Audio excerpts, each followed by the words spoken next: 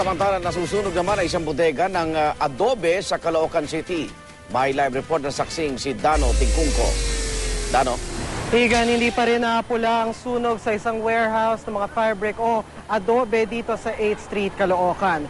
Nakunan pa ng aming news team ang naglalagablab na apoy sa loob ng warehouse ng adobe rito sa 8th Street, Caloocan.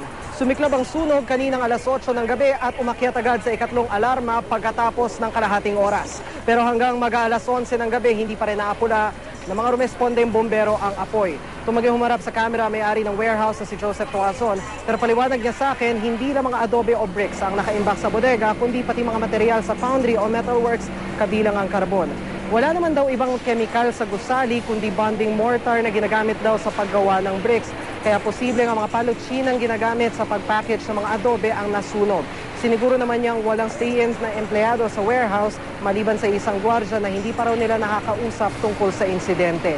Higan, sa ngayon ay patuloy pa rin ang pagkapula sa sunog sa warehouse dito sa likod lamang natin. Inaasahan pagkatapos mapula ang sunog ay saka imbestigahan kung ano ba talaga ang pinagmulan ng apoy. At live mula rito sa Caloocan City, ako si Dano Tingkungko, ang inyong saksi.